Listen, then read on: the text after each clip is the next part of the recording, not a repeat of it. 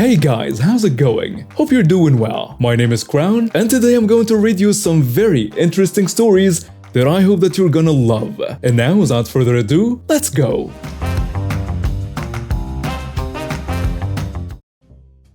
I have 3 nieces and a nephew I was quite close to. They frequently spent weekends on every special occasion with us in our home. As of writing this, I've not seen them for nearly a year. My sister-in-law and I were both employed as caregivers to elderly homebound individuals.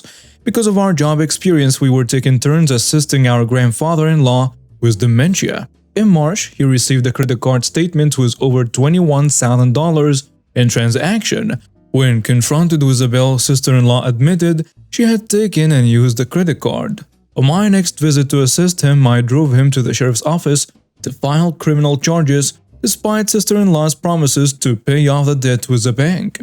Those charges are still pending. Sister-in-law was fired and blacklisted from working with elderly people and has cried that this should be punishment enough. Once charges were filed, the children were no longer allowed to spend any time with me, my husband, or even our sons. She's run through several jobs and was recently fired from another one for, you guessed it, stealing. Just before Halloween, I switched jobs and noticed my card was missing. I then received a new credit card in the mail that I had not applied for. Sister-in-law currently resides at my previous address, as we gave her the house where she currently lives. I often receive credit cards offers in the mail, and they have been sent to that address on numerous occasions. I was immediately suspicious, but with nothing to go on, I let it go. On November 21st, I received a credit alert that I had opened a PayPal credit account and paid another PayPal user $250. I contacted the creditor as well as local law enforcement. Sister-in-law is adamant she's had nothing to do with it. I'm still waiting on paperwork from the bank to verify her contact information on the application. She has dug in her heels and announced that the children are not allowed to spend any time with us for Christmas unless all charges against her are dropped. This will be the first Christmas my youngest son hasn't spent with his cousins. He's heartbroken and I'm just pissed. I don't understand how she musters the audacity. Editing to answer some questions because, well, this blew up. She is my husband's brother's wife. She turned 30 this year. Her kids are 11, 7, 4, and 2. My boys are 18 and 10. I froze my credit after I received the first credit card. Not 100% sure how the transaction still went through. My thought is that she had all the necessary information and could easily have unfrozen it. It's taken so long to nail down charges because attorneys are nitpicking over which charges she spent versus which were legitimate. Aside from bills, some purchases she made were $800 tickets to a Backstreet Boys concert, a $700 Venmo to her BFF, a $1,600 boudoir photo shoot, $600 at Victoria's Secrets, $450 in deliveries from her favorite local Mexican restaurant, $400 ATV excursion designer scrubs. Nothing was purchased for her kids. Update. At a court hearing this past week, sister-in-law was sentenced to serve 20 days in jail, suspended until after the first of the year, and must pay $8,000 in restitution.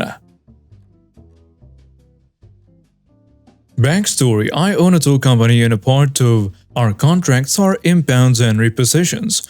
This story is from late fall of 2019.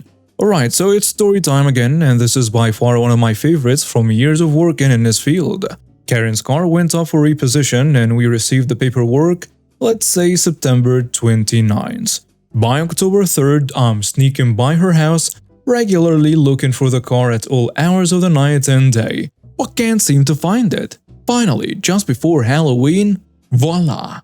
It's in a driveway. It's 11:30-ish at night and I just happened to swing in on the way home from dinner with my wife. We happened to have taken the wrecker to dinner with us. Leaving the truck and my wife about 300 meters away, I grabbed my flashlight and clipboard with a repo order on it and sneak up to the car, humming the theme from an old Tom Cruise movie. I do this every time, all the time. Hey, would you look at that? It's Karen's car. Karen's car is rear-wheel drive and nose in, so all I have to do is call the wife, have her bang the wrecker in, and we will be gone in less than 30 seconds. Wife turns all the lights off and lowers the stinger as low as possible before backing off the driveway. Hits the switch that cuts the reverse lights and backup beeper so it can go full stealth. The stinger goes under the car perfectly and the wife snaps it closed. Now the reason we are here. As wife starts to lift the truck, I hear Karen make her appearance. What the heck do you think you're doing? I look up a small set of stairs directly across the car from me to Karen and see this 50-something woman in a nightgown fumbling a shotgun and immediately diving for cover behind the car in front of me.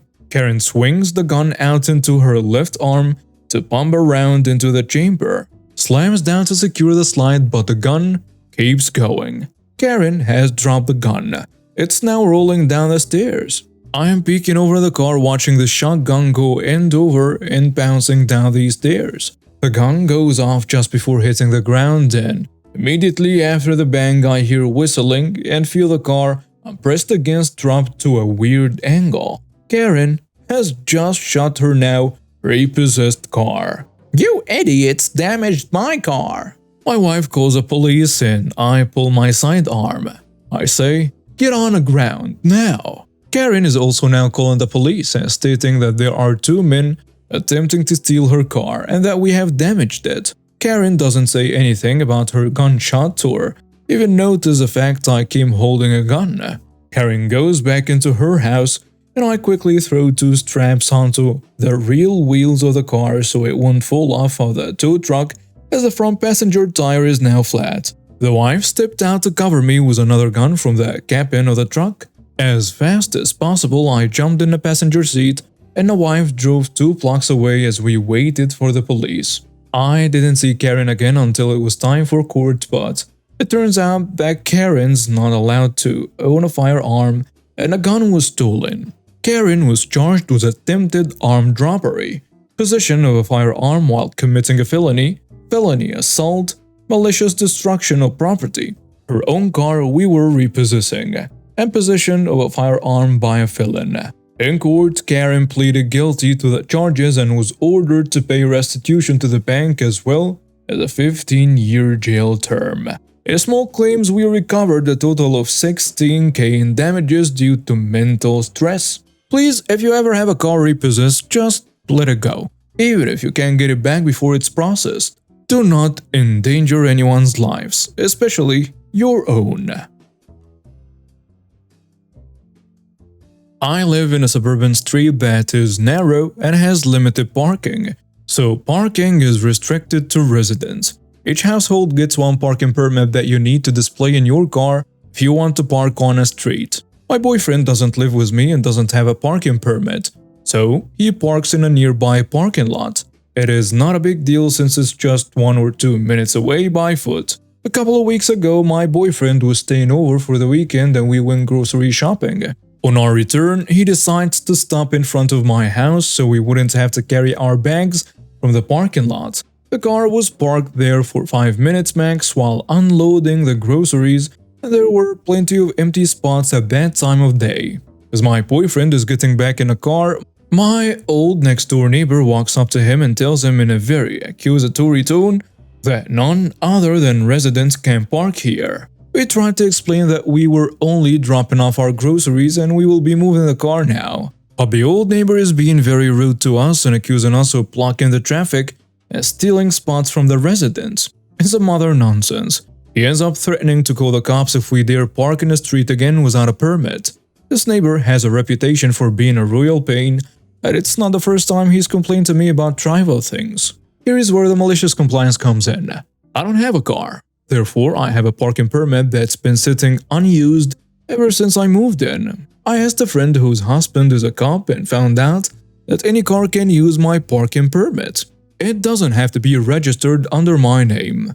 Basically, if you have a house on this street, you're allowed to park 1 car on this street.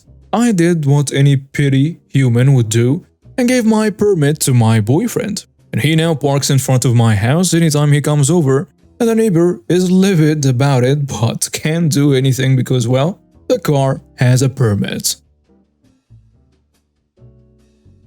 This is a few years back, though I'm still driving my 2005 Santa Fe that's involved with this little dust up. I had just gotten a new job in a different state, and because it was somewhat of a promotion, the company paid entirely for the move.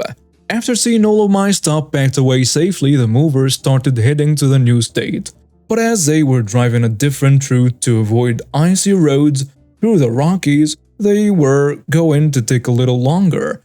So we drove through the night and ended up staying at a hotel. On the way over, I noticed my brakes starting to vibrate just a bit on the descent into the new state. They were squeaking at tad new brake pads, maybe new routers if they can't be machined. No big deal, right? So after we got our stuff unloaded and into the new place, I took the car to a mechanic shop that had good ratings and was even recommended to me by a co-worker. But I swear they took a look at my out-of-state license plates and saw dollar signs. When I dropped off the car, I signed the work order for a tire rotation. I know, I'm lazy. And a free inspection. Just wanting them to confirm my suspicion on the brakes. I specifically told him to not do any work unless I specifically authorized them over the phone and in writing. You can probably guess what happened next. I called after about an hour to see what they had found. And sure enough, the boss of the shop said that, unfortunately, I not only needed new pads and rotors, but new calipers as well, totaling $1,200. But not to worry, as they had already started working on it and would have it done in just under a couple hours. Needless to say, I was pissed as all hell, and told him that I had not authorized that, nor did I agree that those repairs were likely necessary. I told him I will be over in a minute to cease all work on a car and that I would talk to him in person. On the way over, I called a different shop, one that had better ratings, and the one I eventually used for every car-related need after this for the rest of the time I lived in that state. And I explained the situation. She said that it was highly suspect that they wanted to replace the calipers, but that they would be happy to give me a second opinion, of course, and that they usually ran around $300 for new pads and rotors. I always get second opinions on non-emergency repairs like this, and sometimes third, just because of the skewed incentives of the dodgy repair places to trump up what's needed, like the original place was doing.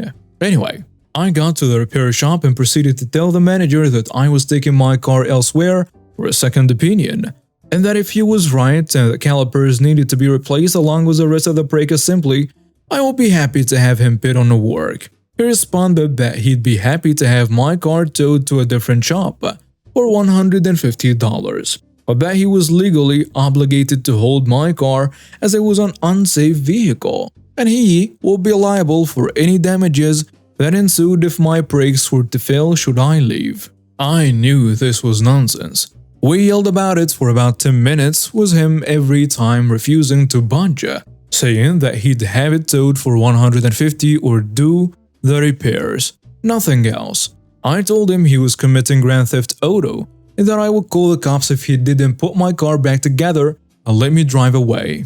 He told me to do it, that they would back him up 100%, and they might fine me for driving completely destroyed brakes. So I did. I called a non-emergency police line and was eventually transferred to a very nice female police officer, and I calmly explained to her my situation. She was super helpful and confirmed, of course, that the mechanic had no legal basis to hold my car against my will. And although she did warn me that I was of course liable for any and all problems that might arise if I was indeed driving with bad brakes, it wasn't his problem. She actually laughed at him, saying he was liable if I got into a wreck after I left and that he was in violation of the law. So I took my cell phone in and had him talk to her, and he proceeded to be a massive jerk to her on the phone. At first not believing that she was in fact a real police officer, and then insisting that she didn't know what she was talking about. He'd done this before and knew the law. He still didn't believe she was a real actual police officer, so she promised that he'd find out soon enough. She told me she said that after he handed the phone back to me. 15 minutes later, after I waited outside because I was really close to just losing it talking to this jerk, a squad car rolls up and asks me where the manager is. They were informed already of the situation, walked up to the guy and handed him something I assume was either a ticket or summons or something. They wouldn't tell me what afterward, but they did look satisfied as all hell and were super nice to me, and told him to put my car back together immediately and let me go. This had all been over 4+ hours from the time I dropped my car off to the time they drove it out of the bay ready for me to drive away. And after all that, he hands me the bill. $50 for a tire rotation and $100 for the inspection. I had a copy of the original, of course, and told him to go screw himself on the inspection fee. And looking at my car outside, I told him to see for himself that the tires weren't actually rotated.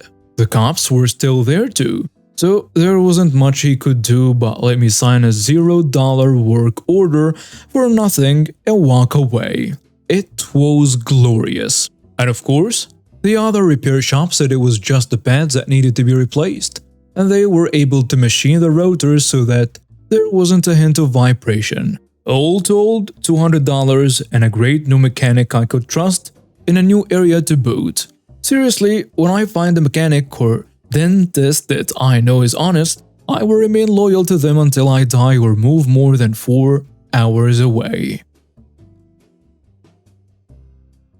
So I recently moved back home after finishing college abroad and have been helping my mom's small business that has run out of a warehouse. My cat now lives with my mom and has sort of become the mascot of the business. He stays in the office most of the time but does go into the warehouse. My mom loves it because he keeps rats away. Clients love how he will just come up and say hi to anyone. If someone is uncomfy with him, he will stay away. On to the issue. One day my mom is talking to a new client while I'm cleaning the warehouse. My mom has a no kids rule, but this lady brought 2 boys, both under 6. My mom, being the nice lady she is, let it slide. This lady kept on asking if my cat was safe, making comments constantly about it, and we offered to put him away if she wanted. She said no, as her kids were petting him and my cat was just relaxing. We thought that was that and I went back to cleaning. My mom goes out of the room into the warehouse to get something, leaving her alone. 30 seconds later we hear her screaming and the kids crying. Mom and I rush into the room and she starts screaming that my cat bit her son. He has no bites or scratches. I ask if she's sure and what happened for that to happen. And she just starts screaming that my cat should be put down. This cat has been raised with dogs and rough toddlers. I've never heard them hiss, let alone bite. I told her we'd just check the cameras. She flipped and said that she would sue before storming out. After checking the camera, we saw her on her phone and the kid got too rough, so he jumped up to the high shelf and her kid started crying because, well, my cat moved away. And that's when she looked up from her phone. I haven't seen her since. She did try to leave a nasty review, but the regulars shot her down fast. And now we have reached the end of today's stories. Thank you for watching and see you next time.